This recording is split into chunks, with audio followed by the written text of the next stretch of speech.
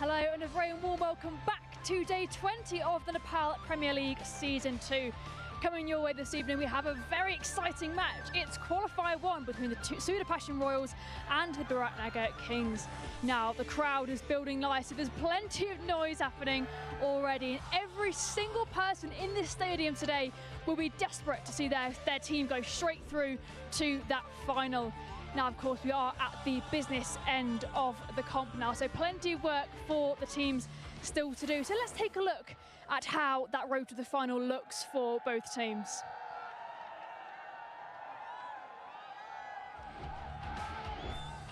So, of course, today is qualifier 1. It's the Royals versus the Kings. Whoever wins the match today will go straight through to that final. So that's what you really want to be aiming for here today. Whoever loses this match will go to qualifier 2, and they will then play the winner of the eliminator, which is the Gorkhas and the Lions. And then whoever wins qualifier 2 will then go and join the winner of today's match in the final. So as I say, the aim for today is to get that one-way ticket to the final. Now, my name is Jess Crow. We've got plenty to get through here before all the action kicks off. But before we do, let's go and join Andrew Leonard and the two captains out in the middle for the toss. Well, namaste Nepal, it's time for the playoffs in the Nepal Premier League Season 2. And we've got the Battle of the Far West against the Far East. The captains are alongside me. We've got the run-out machine, Dipendra Singh Airi. We've got the Spin King, Sandeep Lamachane. And we've got our ICC match referee, Mr. Manu Nair. And Chanke the dog's going to come in with the coin. In you come, Chanke. Remember, the winning side tonight goes straight to the grand final. On you go, Dippy, give it a toss.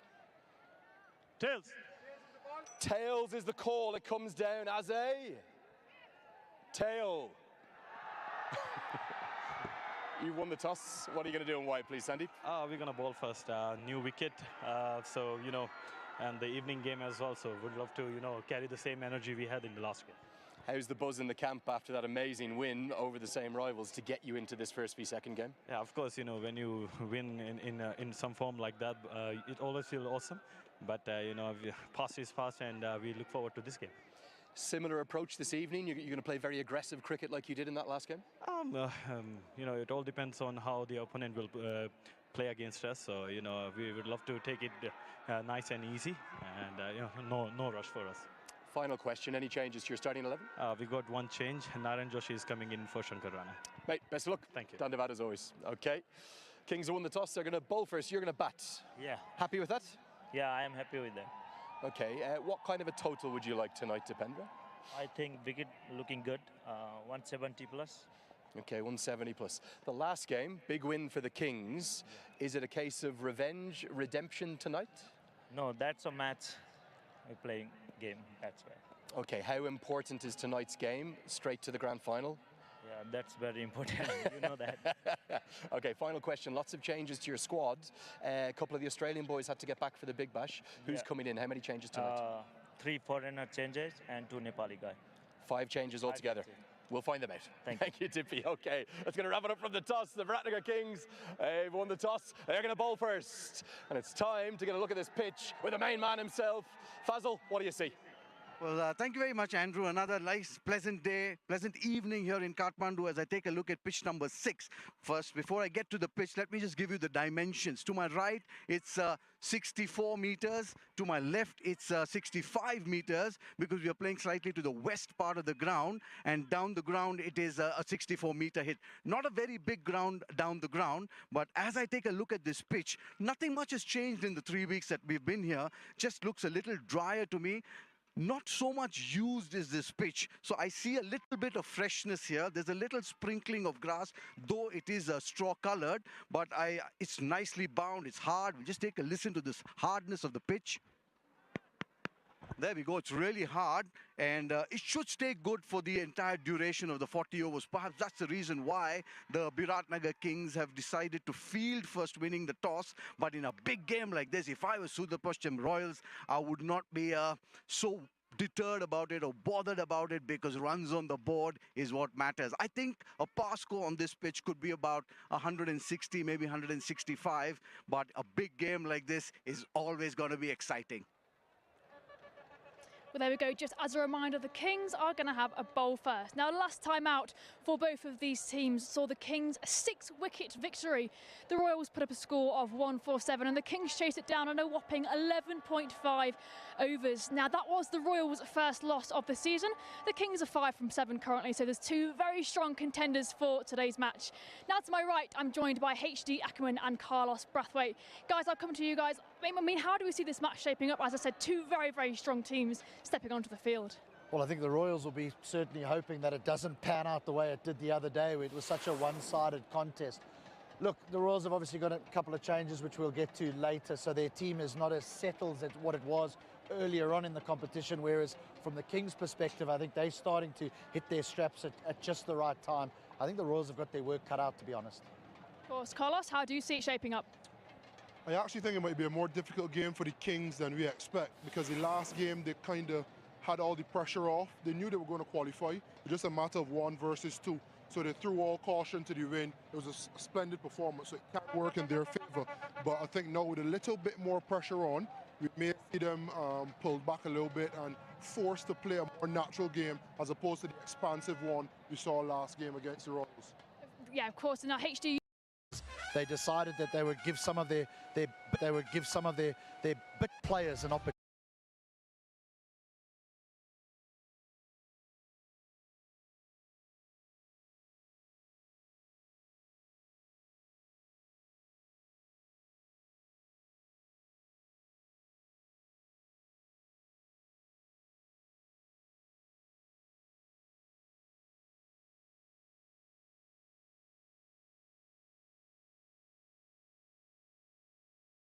To have a go. Now they bring back the likes of Scott Kugelheim, but let's remember that Chris Lynn has gone and so has Josh Brown. So 2 new overseas players have come into the side as well. Sheldon Jackson being one of them, who's the wicketkeeper batter. What about the Kings? For me, the Kings look strong. I think this is where the Kings have the wood over the Royals. You look at that top 3, it's power-packed. Heaslett, du Plessis and Guptill. And from a bowling perspective, Marchant de Lange and the talisman Sandeep Lamichhane. So I think because of consistency in that 11, a good performance last game, you may just say that the Kings would nudge it if you were a betting man to put money on the Kings before start of play. Now, the Royals have been very strong with the ball and especially strong in the field as well. But HD, let's look at their batting first. How would you rate it out of 10 so far? Yeah, probably not many are going to see this coming, but I don't think that they've batted as well as they did in last season's campaign, particularly at the top of the order. They've sort of relied on that middle order, their captain to come to the party for them to post something. And when I say post something, they've posted 140 once and defended it, 130 and they've defended. Then they got 140 against the Kings in the last outing, which the Kings chased down really easily. So I think that they've got to work really hard here, because even though the pitches are a little bit on the slow side, against this powerhouse batting lineup with top 3 that you spoke about, Carlos, I don't think 140 would be enough. So I'm going to rate them, I'm going to give them 6 out of 10 for their batting. Okay, hopefully they can make that 7 out of 10 today. And now, Carlos, looking at the Kings batting then, obviously new addition of Faf du Plessis. He absolutely smashed it out of the park last match, 50 off just 20 balls. Could he be a strong opener for them today? 100%. They want to be riding on Faf's experience. He would have played in plenty of games like this, massive crowds, massive pressure, and you always want to win this game. No one remembers semi-finalists. So if you have the chance to go straight to the finals, you try your best to win this game, go straight through. And he has Sam Heaslett, right-hand, left-arm combination, absolutely love that. And then you have Martin Guptill as well, coming 1 drop. So the pressure should be off that top order, but they know if they lose 2 or 3 of those guys early, that the pressure's then on the middle order. He went a little bit, he's a bit of an unsung hero, Sam Heaslett, isn't it? We focused on Guptill and we focused on Faf du Plessis, but he played brilliantly in the last game. And he's just gone under the radar a little bit. And it's one of those things where the opposition focuses on 1 or 2 players, and there's another guy at the other end just saying, okay, thank you, I'll take this boundary here, I'll rotate there. And when you look, he's 25 off a few balls, he's 30, and he's making a real impact with the ball in the field as well. So he may be someone that has gone under the radar so far, but I know that the Royals would have had to have him in mind in their team meetings. Now, Carlos, I'm going to come back to you again. I want to hear one of your ratings. The Royals bowlers, how are they looking? Royals bowlers, they haven't been too bad. I love the fact that they have a little bit of flexibility. So you're looking at Marchant de Lange for some pace, and you're looking for Sandeep Lamichhane, what I've loved about Sandeep Lamichhane is how he's used himself. A lot of time, one-over spells, just when the team is building a partnership or getting some momentum. So for those two factors alone, and I love a little Bashir Ahmad with bat and ball, I'd give their bowling a 6. Okay, and staying on that topic of the bowling then, the Kings last time out, Sandeep Lamichhane, 3 for... the Kings last time out, Sandeep Lamichhane, 3 for... the Kings last time out, Sandeep Lamichhane, 3 for 20, and then Pratish GC joining him with 2 for 4 off just his 1 over. Are they looking strong today, do you think? Well, there's a little rumor that Pratish GC is he's like the poster boy of the tournament, along with Sher Malla. He bowled beautifully in that last game, Jess, he really did.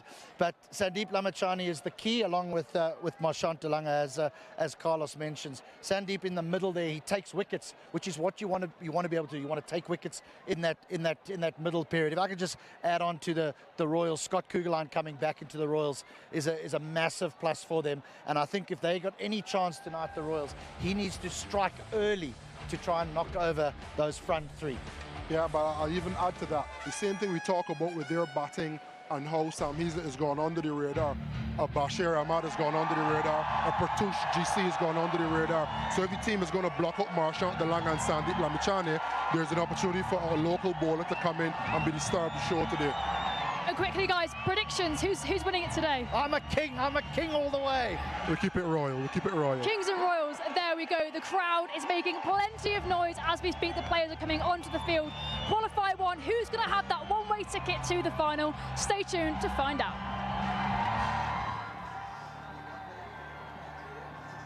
Well, it is indeed a one-way ticket, Jess. You're spot on. Straight to the grand final on Saturday, December 13th. The Royals have been there before. For the Kings, it's their first time in the playoffs. How will they react to that pressure? They certainly stood up to the pressure in a big way in that final group match, where they pulled off the miraculous to hunt down the Royals total in quick time. So many narratives to this match. Battle of the Far West versus the Battle of the Far East. Two other ends of the country, probably two of the most fervent fan bases, and certainly two of the most loved players in the country in Dipender Singh Uri and Sandeep Lamichhane. Now, this is going to be interesting because the Royals, one of the changes they knew that they were going to have to make, because Josh Brown had to get back for Big Bash duty, but Chris Lynn was expected to stay for the entirety. We have a complete and utter sellout, although the fans are still filtering in, as you'd imagine, with it being a Tuesday. We're nearly all set for what should be a fantastic start to the playoffs. We've got 4 more games. Let's love and savour every minute of all of them. This Nepal Premier League Season 2 has been something special, and this game could get us going in real style in the playoffs. Starts with a wide outside the off stump. Andrew Leonard here alongside Fazal Khalil. Fazal, great to be with you. Very hard to know how this game's going to go. I don't expect the exact same as what we saw at the end of the group stages, at least. Very good evening, Andrew. Good evening to everyone watching this magnificent game. It is a real marquee game here in the Nepal Season 2. The crowd building up, like you did mention, a huge game this. And the winner here goes straight to the final. That's what's at stake. But it's going to be a tightly fought game, close game for sure.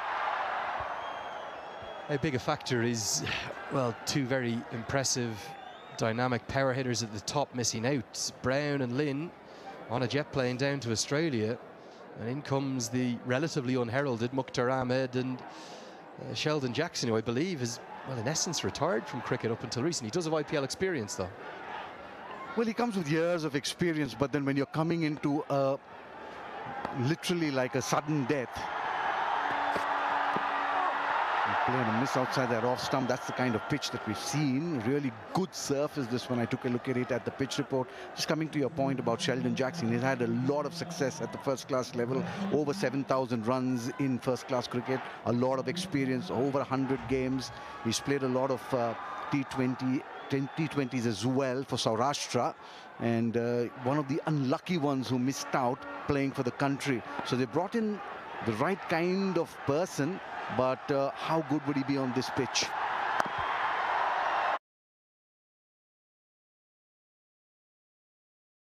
I'm not sure how much Mukhtar Ahmed knew about that, but he does get off the mark.